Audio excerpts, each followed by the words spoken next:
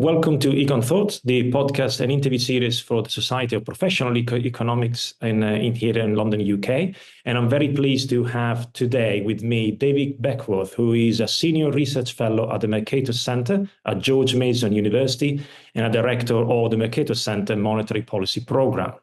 He's also the host of Macro Musings, a weekly podcast that has been going on for 8 years, since 2016. And I believe, David, you are at episode 456. Is that the one that you had this week? That's about right. Yeah, 400 plus. I have lost track of the number. Yeah, fantastic. So it's very good to have another fellow podcaster, but also a very experienced one.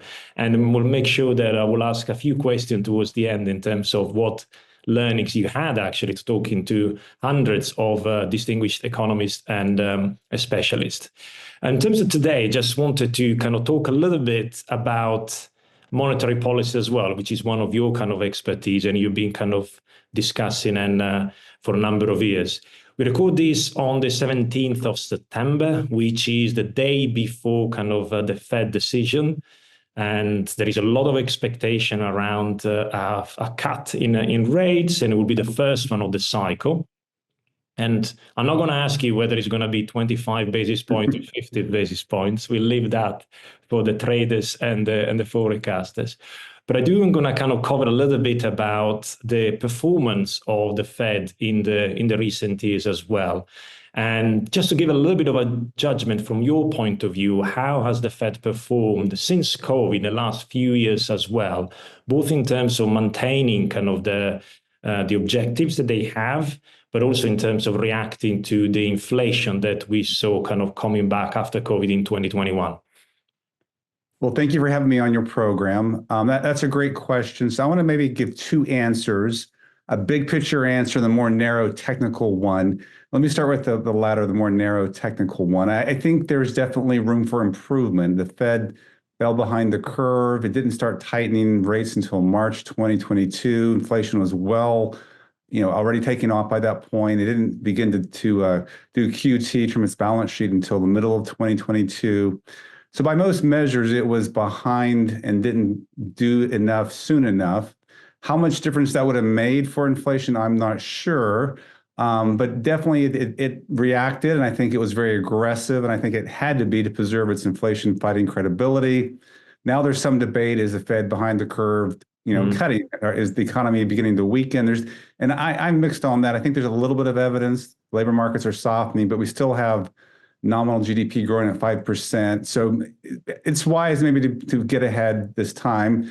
But so I think you can point to specific places where the Fed was maybe too slow, too cautious. Maybe they were fighting the last battle, so they thought inflation would fade. They thought we'd return to a zero lower bound environment, and lo and behold, we had the biggest inflation surge in 40 years. So on a narrow technical sense, there's room for improvement. Maybe their reaction function was off. Maybe their framework was off.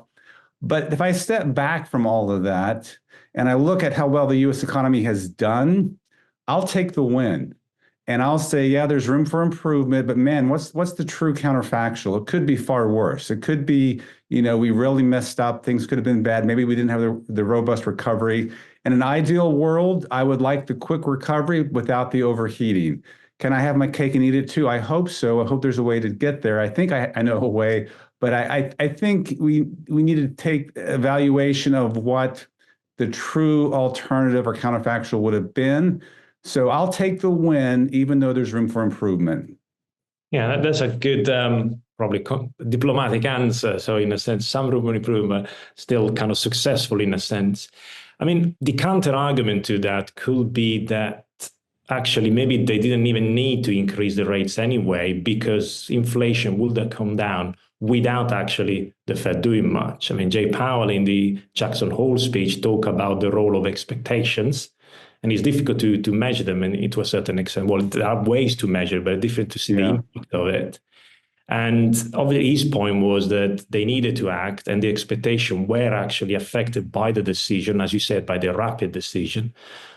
But the counter-argument could be that maybe even if they hadn't moved, the inflation, because it was due to the combination of supply shock and the return of demand after the pandemic, maybe the inflation would have come down anyway, and there was no need to move as well.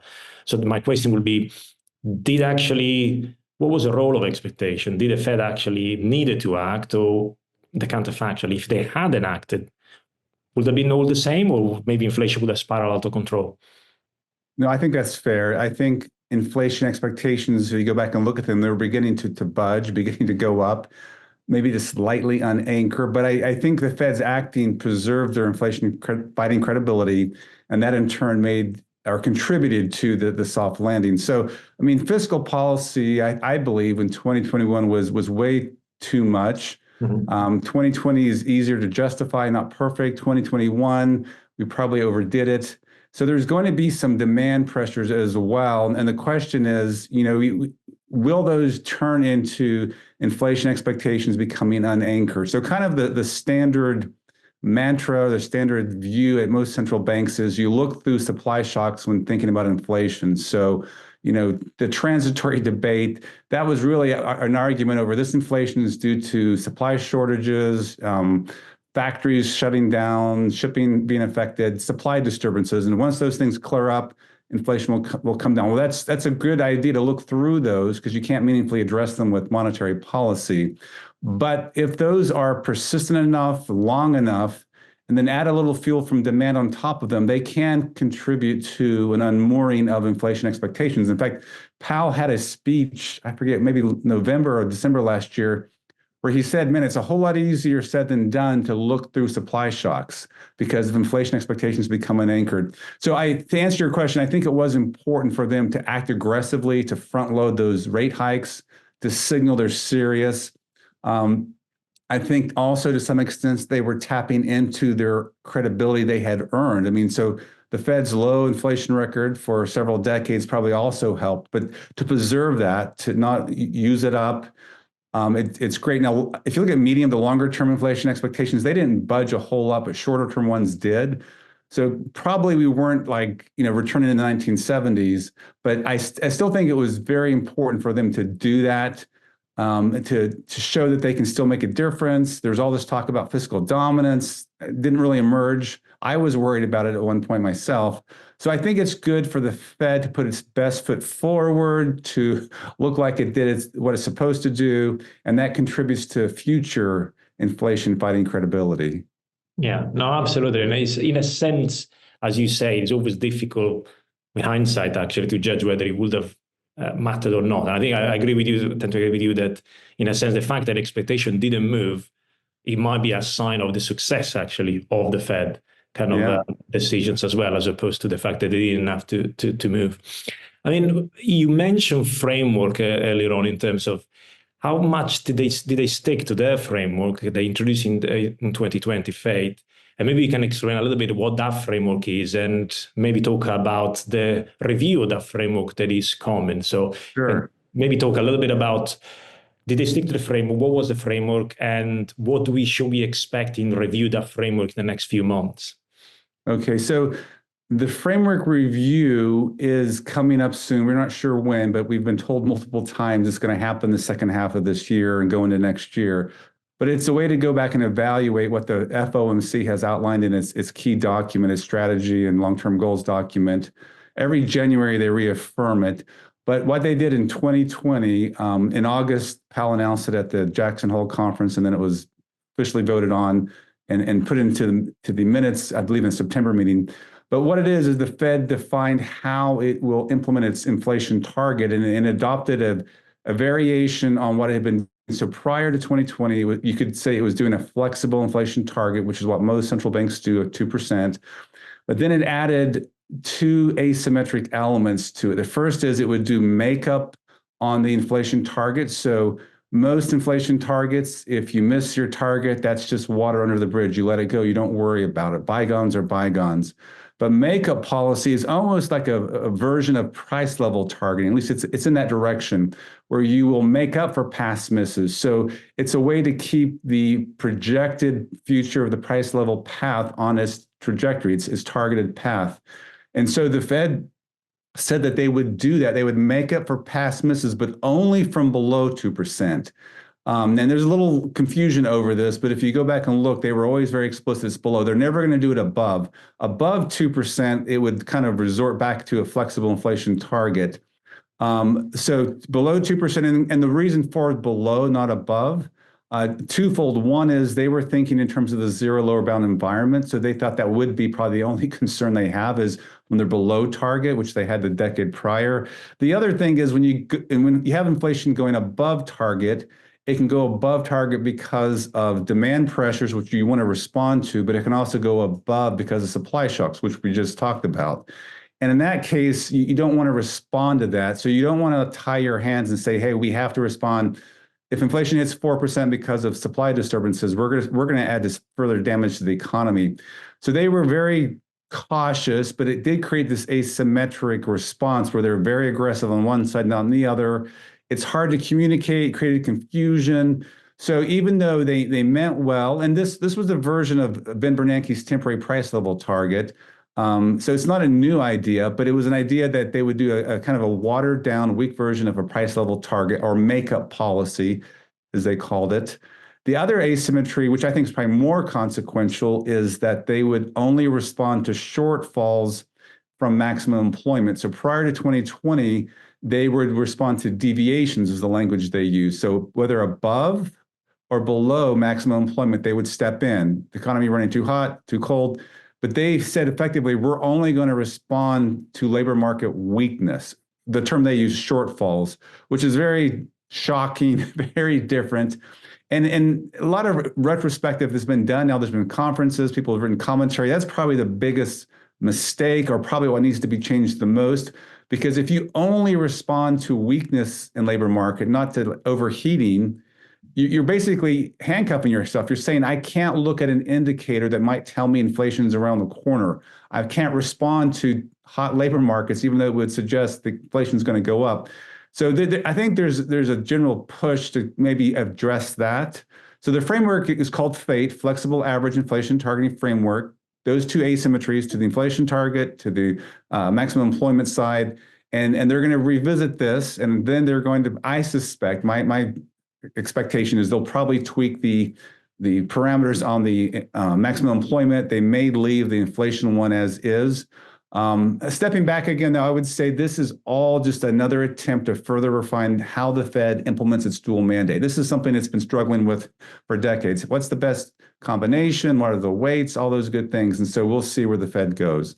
Yeah, no, that's interesting. I mean, those two kind of conditions that you mentioned as part of the FAIT, one could see that as make the Fed be more prone to be behind the curve because you actually want to kind of push inflation up because you were under inflation for 10 years. So in a sense, the fact that they were slow to react, it could be because of that framework. It was all naturally that they were going to be slow to react. Is that kind of a possible interpretation of it? Oh, absolutely. Gotti Ergetson, Don Cohn had a Brookings paper where they said this framework effectively builds in an extra or new inflation bias that didn't exist prior. Or another way of thinking about this is if you're going to have this makeup of the inflation target, you're effectively raising the inflation target. So if if inflation has been drifting at 1.8, 1.5, this is going to say we're going to permanently raise inflation through makeup policy. So this definitely adds an inflationary bias. Now, again, that maybe the first part you want if you're persistently undershooting. But the really tricky and challenging part is when is the complications added by the maximum employment asymmetry. Because you again, if you follow it religiously to the letter, you cannot look at an overheated labor market and as a sign. You can't do preemptive tightening. Maybe that's a better way of saying that. You're worried about, oh my goodness, unemployment say down to 3.5, 3, 2. It goes down really low. You're worried inflation is going to take off. You can't respond to that according to this framework. Now, it is worth noting the Fed kind of abandoned this framework in practice. Once they started tightening, in fact, Rich Clarida said the Fed is now a single mandate central bank. So it's basically forgotten about the employment side and is purely focused on price stability. So in some sense, they kind of like, okay, we're done with that part of it. Now, it's still what's officially the mandate. What they've been doing up until recently, what they've been doing has been focused mostly on inflation, which is kind of like throwing FAIT out the window. But now they're kind of getting more in balance. They've said the risks are balanced. So it'll be interesting to see what they do. I mean, a lot of the commentary is you need a framework that's more robust to any environment, not just a zero lower bound environment. FAIT may be okay, or maybe even good for a zero lower bound environment, but for a high inflation, you got to have every possibility considered in the framework you're going to employ. Yeah, no, that's interesting. In a sense, you're right. It was you have kind of the focus on inflation, though, in Jackson Hole, and we'll see what he said this week. They seem to say, well, now we're going to look at employment again. So I think dual mandate might be coming back soon. I mean, the question is, in the framework, are the two main points, the 2% or the dual mandate, under any kind of threat of revision, or those will stick and stay? Oh, I think 2% is not going to go anywhere. And again, that the Fed is mandated by Congress. It's in the law. So 1977, I believe, Congress said you got to worry about maximum employment. That's the language Congress used, and then price stability. Now, they didn't define those terms. So technically 2% is not in the law. That's defined by the FOMC. It's kind of a norm. I mean, that's what your listeners probably subscribe to wherever they are, 2%, 2%, 2%. We can thank New Zealand and maybe Bank of Canada and UK for, I know there were also some arguments in the early 80s. There's a measurement problem with inflation. So I know the Boskin Commission said if 2%, there's probably overstating. So we're closer to 0, closer to 1. There's some of that issue as well. But I think, just the norm, it's what's expected. And in theory, if we have a low inflation environment, it's stable, it's predictable. In some sense, this should all get priced into financial contracts. We shouldn't suffer from money illusion if everyone, if contracts are indexed, everything's indexed. Now, of course, we don't have perfect indexation. There is still some money illusion, but low, stable inflation, is not the end of the world. Now, I know people can argue maybe in some cases, maybe 0 is better. I have a good friend, George Selgin, who argues that when there's rapidly growing productivity, maybe mild deflation might even be good. So there's arguments for other ways to do it, but I think we could do worse. And the goal is to get low, stable, predictable. The big challenge is unpredictable, highly variable inflation, which is what we went through in the past few years. Yeah, no, that's interesting. That leaves at the question when you talk about the inflation metric, about maybe a different target. And then it comes to a topic that I know that you've been discussing in the past about if you were to change and move away from inflation targeting as a whole, potentially, there are a number of other options, whether you could adopt a very strict Taylor rule, you could adopt output targets. The other one is nominal GDP inflation targeting. And I know that kind of is being proposed. So how would that work, and what would be preferable potentially to the current targeting on inflation? Well, you have touched my heart there, because that's very near and dear to me. In fact, I will say we are working on a number of projects and products that we'll be releasing once the Fed announces that it is officially started the framework. So as soon as that happens, look for some policy briefs, some podcasts we'll have out on this. But so nominal GDP targeting, it's also called nominal income targeting. The basic idea is, if in terms of, say, the U.S. economy, language would be a little bit different in the U.K. or in Europe. But in the case of the U.S., you'd say you're trying to stabilize the total dollar spending in the economy. Or alternatively, for every dollar spent, there's a dollar earned. So you're trying to stabilize total dollar income. And the growth of those targets. So you're trying to stabilize the growth of dollar spending or dollar incomes earned. And so it switches focus from inflation, price variability, to spending or income, nominal, of course, be very clear, not real, because we know we can't control that in the long run, but nominal. So these are all nominal measures, but we want to change the focus from price level or inflation to total dollar spending or total dollars earned. So it would kind of revamp the framework, the way you would look at things. But I would note this: if you do stabilize the total dollar size of the U.S. economy, its growth path, over the medium to long run, you're going to get a stable inflation rate that falls out of that. And so people like Michael Woodford have said, if you do nominal GDP targeting, you're effectively doing a medium run inflation target as well. So if, for example, if we were to target nominal GDP in the US at 4%, if potential real GDP is around 2%, then if on average you hit that, you're going to get about 2% inflation target as well, implicitly out of that. But why do that? Why take that approach? There's several reasons. One is in the short run, inflation can be caused by, as we just talked about, supply disturbances as well as demand disturbances. And there's simply no way to know in real time what is causing variability in inflation. I mean, this whole debate over is inflation transitory or not, it was a debate over, are supply side disturbances causing inflation, and therefore should we ignore them? Or is fiscal policy now becoming a problem? And we're really playing God, and we don't know enough to answer that question. Excuse me. And so what you do is you step back and you say, look, we simply don't know. So let's just stabilize the nominal, the dollar size of the economy. In Europe, the euro size of the economy, and let the pieces fall where they are. So if you have, for example, a negative supply shock, what would happen is the dollar size of the economy would stay on its growth path. So it wouldn't, I mean, it would grow according to some target, but it wouldn't change, the idea is.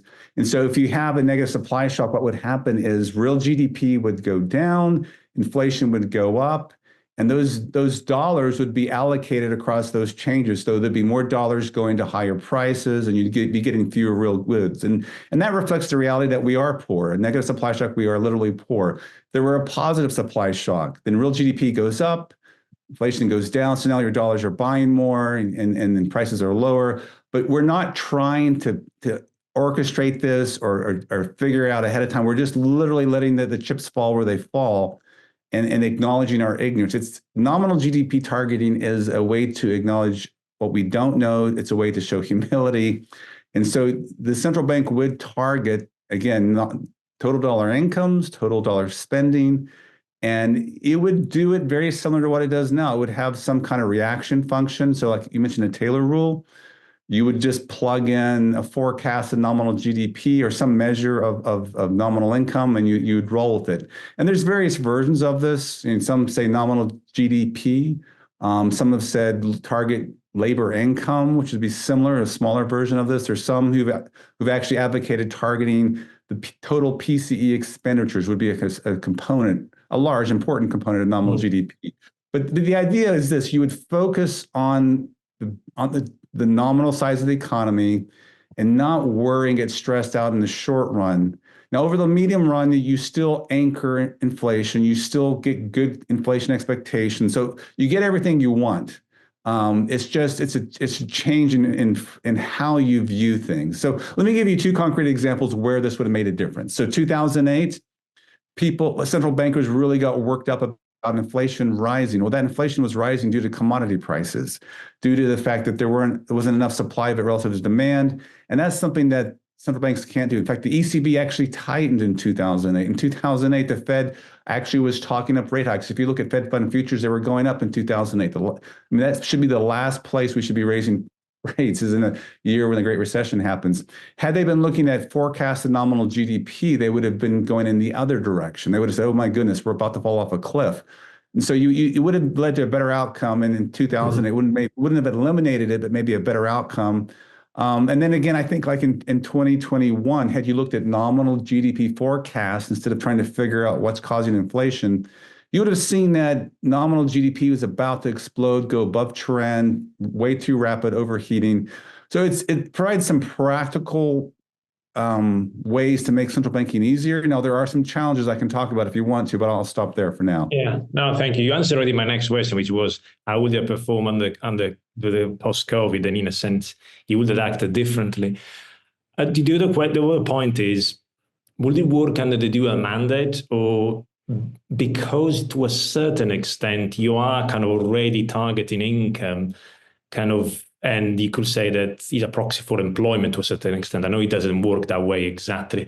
Or you still maintain a dual target where you target nominal GDP on one side and still kind of maximum employment on the other. Or you will have basically to say, no, if I go for nominal GDP target, I can't do the maximum employment mandate. I think you can say that it still meets the spirit of the dual mandate.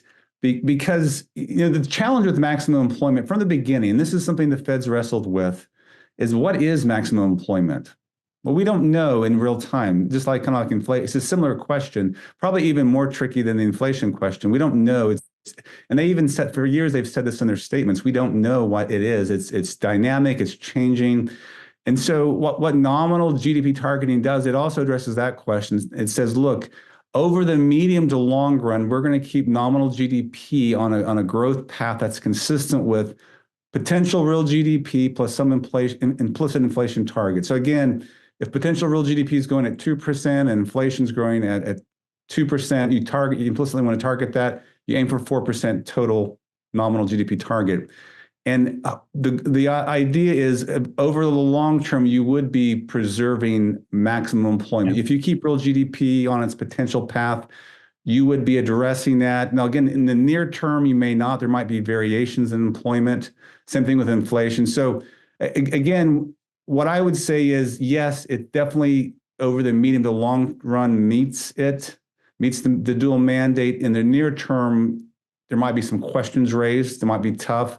But we're also saying, look, we simply do not know enough with precision. I mean, even right now, all this talk about the labor market softening in the United States. Well, it's true that we have, job openings, unemployment rates going up. But how do we know that's just not a return to where the neutral place is? Or how do we know we're on the path to a recession? That's hard to know in real time. And a nominal GDP target says, don't try to play that. Just keep total income, dollar incomes, or total spending on a stable trajectory. And the market and the chips will fall and everything will sort itself out.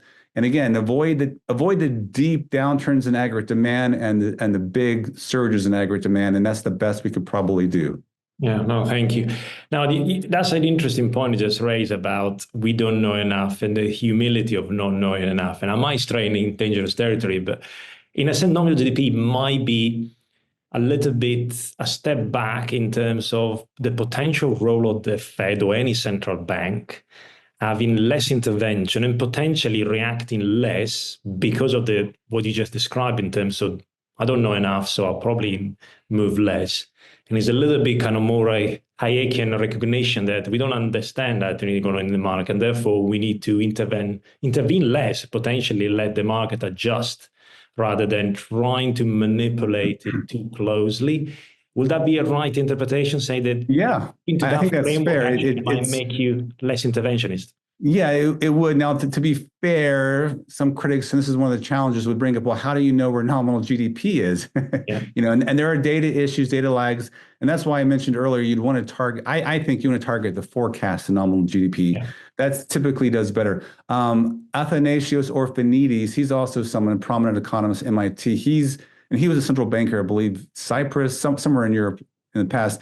He also advocates a form of this. And his point is this: there usually is less variation in potential real GDP compared to these other unmeasurables. So any approach you take, you're going to have to assume something for like R star or U star or whatever it may be.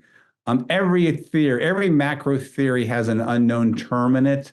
A pure monetarist, you got to know real money demand. Well, we don't observe that. If fiscal theory, the price level, you got to know what the future primary surpluses are. We don't know that. So every theory has some assumptions we got to plug in. But Athanasios Orphanides would say, look, potential real GDP does not dramatically change overnight. It can gradually change. And then there's a place for gradually changing your nominal GDP level target as information comes in. But what I would say is target the forecast, a consensus forecast. And it's probably an easier way to do this. I also think if a central bank were to go to some form of nominal GDP targeting, the data would become endogenous. They would find ways to get better real-time data on total spending. I mean, we have some of this already, credit card transactions, we have other things.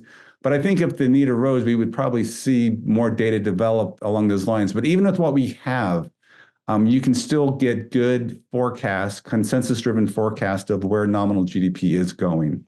Yeah, no, that's good. And any countries that are adopting that at the moment? No, that's why the fight is still going on.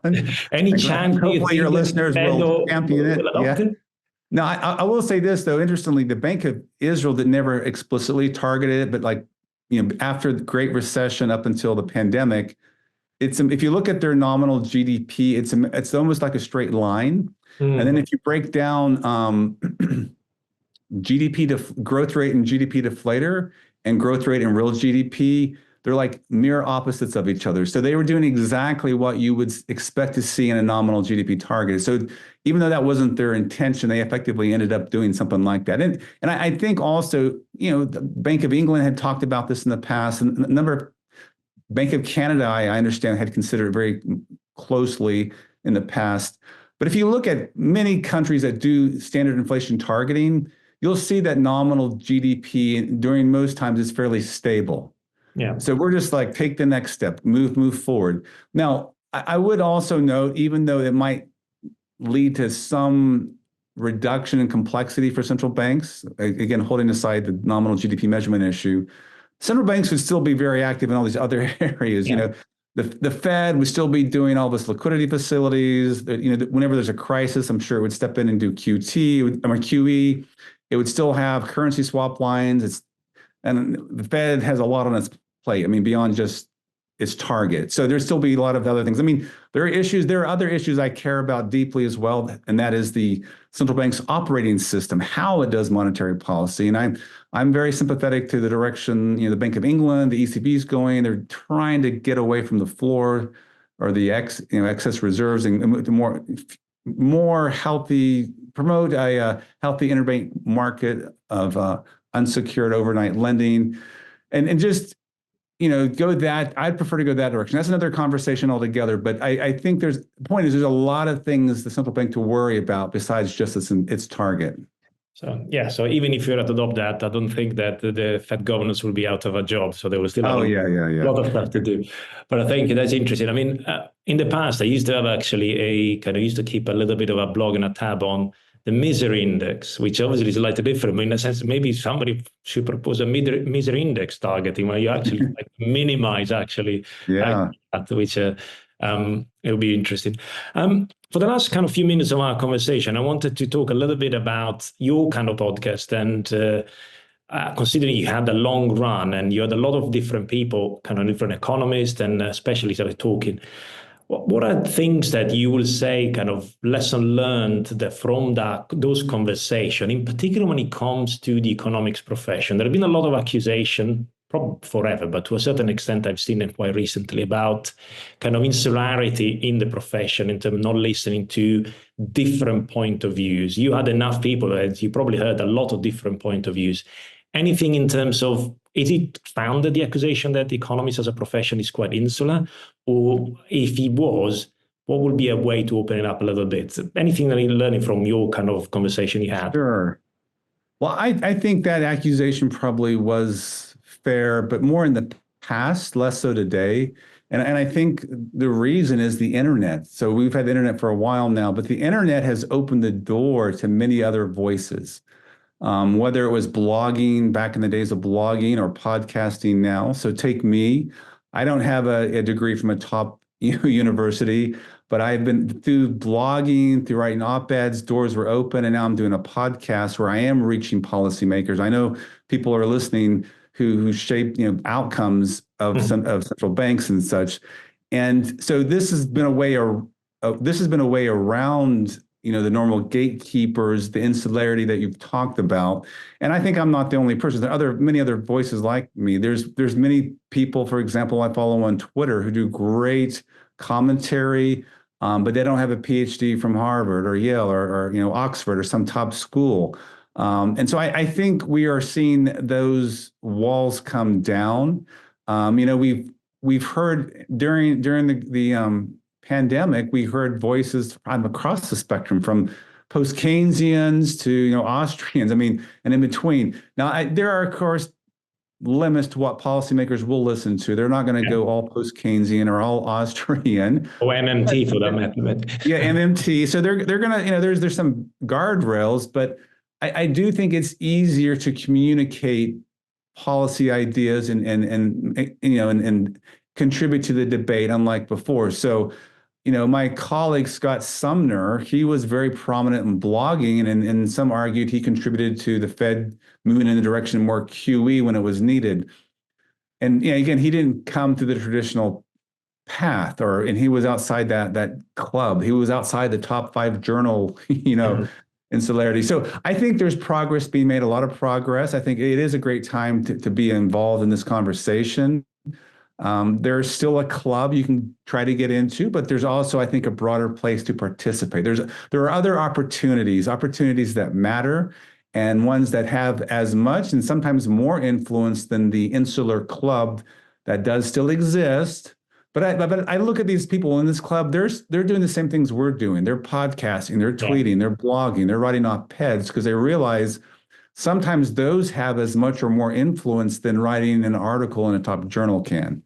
Yeah, absolutely. No, I agree. I think there's a good way. As you said, it's difficult sometimes to capture all those voices, but I think, as you said, scouring on the internet or social media, X, or might be a good way to start. You can also manipulate X to give what you want, which is something I'm experimenting with. Anything in particular came from your kind of conversation, your podcast, particular views that you find kind of interesting that you might want to highlight? Well, I guess I've grown myself all these years from podcasting. It's definitely, I've learned a lot from my guest. I mean, I'm obviously a big champion of nominal GDP targeting, as we talked about, but I've definitely come to appreciate more the importance of the linkages between fiscal policy and monetary policy. Yeah. So I've had people like John Cochran. I've had Eric Leeper. In fact, Eric Leeper he's a prominent advocate of the fiscal theory of the price level. He's now a colleague of mine. He now is a visiting scholar at the Mercatus Center. But just those linkages, and it's if you look like from a government intertemporal government budget constraint, you realize it's impossible to separate the two. They're definitely linked. And sometimes it's easy, like myself, to get caught up in my little world. It's all central banks, they have complete say where the price level is going in the long run. But fiscal policy clearly is important, government solvency, all those issues. So I've come to appreciate that more. And I've definitely come to appreciate the whole central bank operating system more. I think that's key. The importance of communicating these ideas, clearly and accessibly. I definitely have come to understand and appreciate, again, what we were just talking about, the power of the medium that you use, so podcasting, so I have people reach out to me now. When I started the podcast, I had to reach out to people, kind of, try to get people names, but people have now come to me, and I have to I feel like I'm an editor of a journal. I got to reject, sometimes. So, but I guess I grow, and I hope I'm continuing to learn. And there's always new things. I'll say this: there's always new things in macro to worry about, or to think about, to appreciate. So we have AI, and I think AI is going to be something potentially that could shift the growth rates in a positive way. How will monetary policy handle that? How will we handle more rapid productivity growth? Maybe a whole new set of problems. There's a lot of other issues we talk about on the show: population decline, implications of that for growth. There's a lot of interesting pieces. I guess I'll end on this, and I've been going on in circles here. I'll just say this: it's easy for me to get caught up in the business cycle issues, the Fed, all those things I'm just talking about. But I also think it's important to keep sight of the long-term, growth, the other part of macro. So population growth, demographics, structural issues around the world. I think, for example, the decline in population growth, which I had a recent guest on, really, this is something I just thought I had never thought about before. But the decline in population growth is one of the factors contributing to the rise in populism and xenophobia. So people they aren't excited to have more immigrants in their country if they have this sense that, man, we're declining and our economy is not dynamic. I always attribute it to the Great Recession, weak economic growth, but there's just all these pieces of the puzzle. I think we're all still learning. So have a sense of humility and embrace the opportunities out there. Yeah, thank you. Absolutely. I think the population I think I listened to the program, and that was actually a connection that even I had not made, but definitely population and there is very important, the long-term growth. I think I had Marian Tupi from the Cato talked about kind of people being ideas. And if you got less people, got less ideas, therefore potentially less innovation or less productivity. So in a sense, the long term is an important topic. You also mentioned John Cochrane. I will probably try to get either John or Eric or both to talk about the fiscal theory price level, which is other one that I will want to explore. I mean, the final point that I want to raise, and I'll definitely put your kind of podcast link on the show notes, is also you have a chat bot that you can interact, which is based on all of your episodes. So that's interesting. So how's that going? Have you got a lot of people using and kind of? Yeah, we are, and we've had, like most things you try new, you got to do iterations of it, and sometimes it works better than others. But yeah, we fed it all 400 and what'd you say, 56? I forget the number, but we feed all the transcripts in, and then as we add new shows, new transcripts are fed in. And then it also has kind of background knowledge from the model I think we had Claude, some version of a Claude model behind it. But so you can interact with the show this way. And we're like, well, let's do this. Let's have a way to interact. And so you can ask it questions about nominal GDP targeting, about operating systems, about population growth and the economy.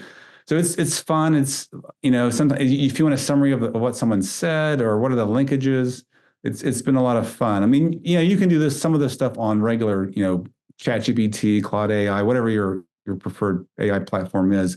But this allows you to interact directly with the show. I've had fun. I've done some silly things. I've asked it, what if you're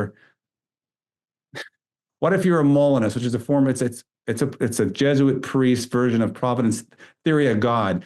What would a macroeconomist who's also a Molinist, what would be their views? I just asked it that question, So I tried to combine religious views with macroeconomics.